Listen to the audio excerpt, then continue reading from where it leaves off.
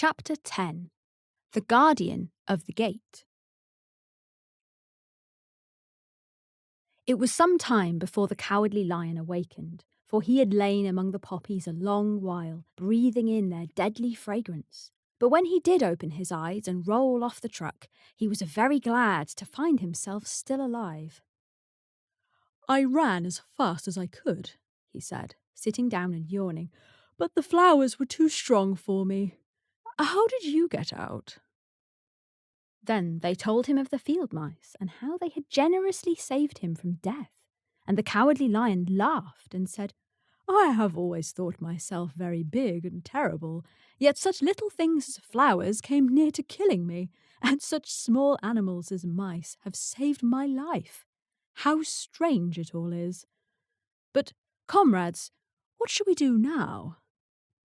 "We must journey on until we find the road of yellow brick again," said Dorothy, "and then we can keep on to the Emerald City."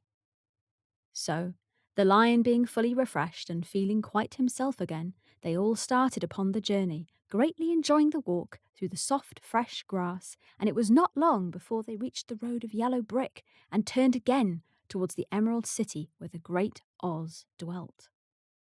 The road was smooth and well paved now, and the country about was beautiful, so that travellers rejoiced in leaving the forest far behind, and with it the many dangers they had met in its gloomy shades. Once more they could see fences built beside the road, but these were painted green, and when they came to a small house in which a farmer evidently lived, that also was painted green. They passed by several of these houses during the afternoon, and sometimes people came to the doors and looked at them as if they would like to ask questions, but no one came near them, nor spoke to them, because of the great lion, of which they were very much afraid. The people were all dressed in clothing of a lovely emerald green colour and wore peaked hats like those of the Munchkins. "This must be the land of Oz," said Dorothy, "and we are surely getting near the Emerald City." "Yes," answered the Scarecrow, "everything is green here, while in the country of the Munchkins, blue was the favourite colour. But the people do not seem to be as friendly as the Munchkins, and I'm afraid we shall be unable to find a place to pass the night." "I should like something to eat besides fruit," said the girl, "and I'm sure Toto is nearly starved. Let us stop at the next house and talk to the people." So when they came to a good-sized farmhouse, Dorothy walked boldly up to the door and knocked. A woman opened it just far enough to look out and said, "What do you want, child? And why is that great lion with you?"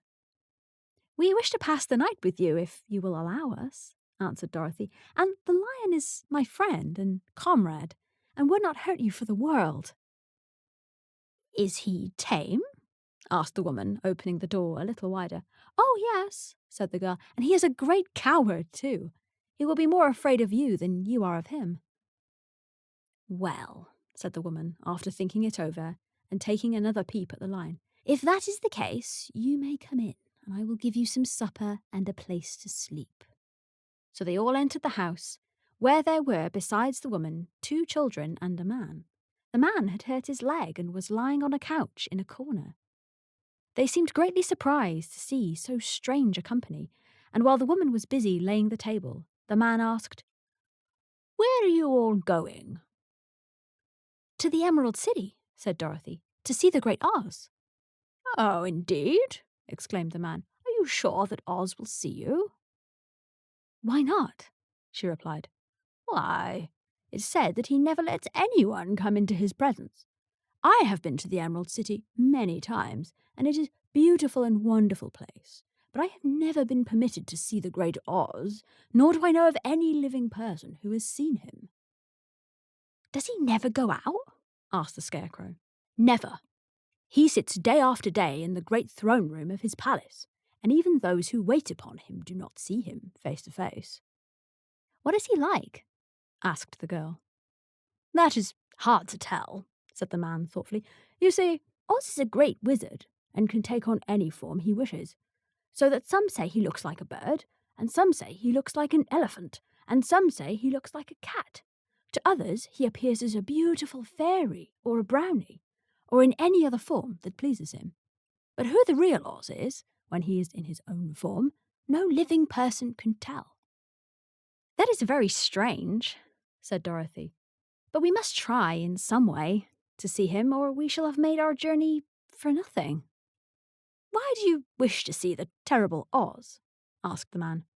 I want him to give me some brains, said the Scarecrow eagerly. Oh, Oz could do that easily enough, declared the man. He has more brains than he needs. And I want him to give me a heart, said the Tin Woodman. That will not trouble him, continued the man, for Oz has a large collection of hearts, in all shapes and sizes. And I want him to give me courage, said the Cowardly Lion. Oz keeps a great pot of courage in his throne room, said the man, which he has covered with a golden plate to keep it from running over. He will be glad to give you some. And I want him to send me back to Kansas, said Dorothy. Where is Kansas? Asked the man, with surprise. I don't know, replied Dorothy sorrowfully, but it is my home, and I'm sure it's somewhere. Very likely. Well, Oz can do anything, so I suppose he will find Kansas for you. But first, you must get to see him, and that will be a hard task, for the Great Wizard does not like to see anyone, and he usually has his own way. But what do you want? He continued, speaking to Toto. Toto only wagged his tail, for, strange to say, he could not speak. The woman now called to them that their supper was ready, so they gathered around the table, and Dorothy ate some delicious porridge and a dish of scrambled eggs and a plate of nice white bread and enjoyed her meal. The lion ate some of the porridge, but did not care for it, saying it was made from oats, and oats were food for horses, not for lions. The Scarecrow and the Tin Man ate nothing at all. Toto ate a little of everything and was glad to get a good supper again. The woman now gave Dorothy a bed to sleep in, and Toto lay down beside her, while the lion guarded the door of her room so she might not be disturbed. The Scarecrow and the Tin Woodman stood up in a corner and kept quiet all night, although, of course, they could not sleep. The next morning, as soon as the sun was up, they started on their way and soon saw a beautiful green glow in the sky just before them. That must be the Emerald City, said Dorothy. As they walked on, the green glow became brighter and brighter, and it seemed that at last they were nearing the end of their travels. Yet it was afternoon before they came to the great wall that surrounded the city. It was high and thick and of a bright green colour. In front of them, and at the end of the road of yellow brick, was a big gate, all studded with emeralds that glittered so in the sun that even the painted eyes of the Scarecrow were dazzled by their brilliancy. There was a bell beside the gate, and Dorothy pushed the button and heard a silvery tinkle sound within. Then the big gate swung slowly open, and they all passed through and found themselves in a high arched room, the walls of which glistened with countless emeralds. Before them stood a little man about the same size as the Munchkins. He was clothed all in green from his head to his feet, and even his skin was of a greenish tint. At his side was a large green box. When he saw Dorothy and her companions, the man asked, "What do you wish in the Emerald City?" "We came here to see the Great Oz," said Dorothy. The man was so surprised at the answer that he sat down to think it over. "It has been many years since anyone asked me to see Oz," he said, shaking his head in perplexity. "He is powerful and terrible, and if you come on an idle or foolish errand to bother the wise reflections of the Great Wizard, he might be angry and destroy you all in an instant." "But it is not a foolish errand, nor an idle one," replied the Scarecrow. "It is important, and we have been told that Oz is a good wizard." "So he is," said the Green Man, "and he rules the Emerald City wisely and well. But those who are not honest, or who approach him from curiosity, he is most terrible, and few have ever dared ask to see his face. I am the guardian of the gates, and since you demand to see the Great Oz, I must take you to his palace. But first, you must put on the spectacles." "Why?" asked Dorothy. "Because if you do not wear spectacles, the brightness and glory of the Emerald City would blind you. Even those who live in the city must wear spectacles night and day. They are all locked on. For Oz ordered it so when the city was first built, and I have the only key that will unlock them."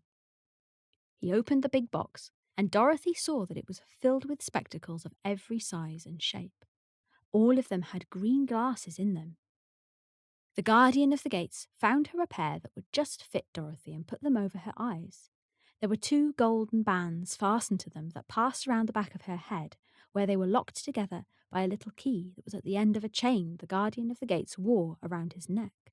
When they were on, Dorothy could not take them off had she wished, but of course she did not wish to be blinded by the glare of the Emerald City, so she said nothing.